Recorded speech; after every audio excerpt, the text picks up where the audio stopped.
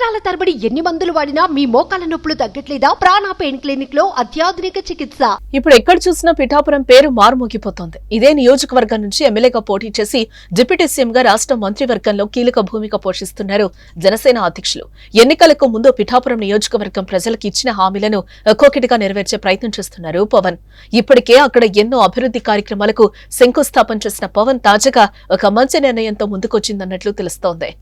ఇటీవల పిఠాపురం నియోజకవర్గంలోని గొల్లప్రోలు చేప్రోలు మధ్య 10.5 ఎకరాల స్థలాన్ని రామ్ చరణ్ కొనుగోలు చేశారు. ఈ స్థలంలో ఒక భారీ మల్టీ స్పెషాలిటీ ఆసుపత్రి కట్టడానికి రామ్ చరణ్ ఉపాసన ప్రణాళికలు రచిస్తున్నారని సమాచారం.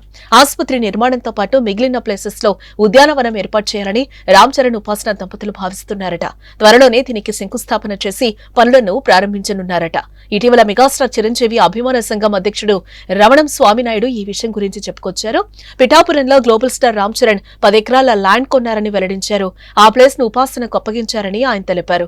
ఈ 10 ఎకరాల్లో అపోలో మల్టీ స్పెషాలిటీ ఆసుపత్రి కట్టించనున్నారని అన్నారు. త్వరలోనే శంకుస్థాపన ప్రారంభించనున్నారని చెప్పారు. ప్రస్తుతం ఈ వార్త హాట్ టాపిక్ గా మారిందని చెప్పుకోవచ్చు. ముఖ్యంగా పిఠాపురం వాసులు ఈ వార్తను విని తెగ ఆనందపడిపోతున్నారు. ఈ ఆసుపత్రి నిర్మాణం జరిగి ప్రజలకు అందుబాటులోకి వస్తే పిఠాపురం నియోజకవర్గ ప్రజలకు మల్టీ స్పెషాలిటీ ఆసుపత్రి సేవలు అందనున్నాయి.